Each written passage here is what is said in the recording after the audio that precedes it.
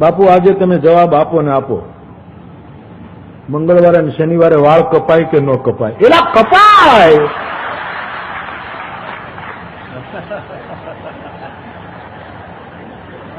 આવી નાની નાની બાબતમાં શું ડરો છો યાર? મંગળવારે અને શનિવારે આપો કે એવું ઠીક છે, હશે કાંઈક એના કારણ, પણ એ બધી આઉટ ઓફ ડેટ વસ્તુ થઈ ગઈ છે.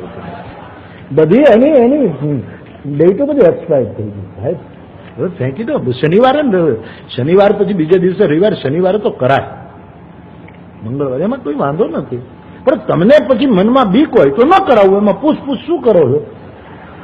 આ તો તમારા મનની વાત છે. બાકી મને પૂછું તો મારો જવાબ આ છે, પણ હું તમારી શ્રદ્ધા ઉપર કાંઈ પ્રહાર નથી કરવાનો. તમને બીક રહે ને પછી શનિવારે તમે વાળ કપાવો ને પછી માથું દુખે, પછી એમ થાય કે શનિવારે વાળ કપાવ્યા નથી, એવું કાંઈ નથી. ઈશ્વર એટલો બધો તમે હળવો માનો છો કે તમે કયા દિવસે દાઢીયું કરો છો એ ધ્યાન રાખે? હા, એ એટલો સામાન છે કે તમારી દાઢીઓમાં હાથ નાખે કે આણે શનિવારે દાઢી કરી? હે જોઈ લઈશ હવે આણે મંગળવારે દાઢી તોડી નાખો તારો. ઈશ્વર આવો આક્રમક, ઈશ્વર જેવો કૃપાનું કોઈ નથી સાહેબ. તમે એને શું શૈતાન છે ઈશ્વર?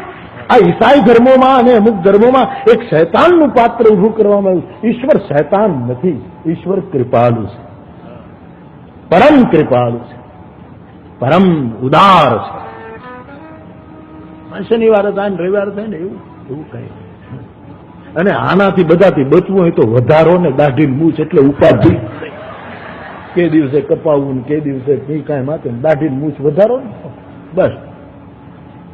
અને ફાયદા કેટલા?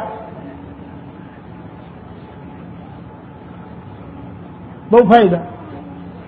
કોક આપણને ભાડે ત્યાં જ પ્રણામ કરે, બાપજી નમસ્કાર. હા, મુંડન કરાવો તોય ફાયદા અને જટા વધારો તોય ફાયદા. મુંડાએ 3 ગુણ, સિરખી મીટે ખાસ, ખુજલી મટી જાય.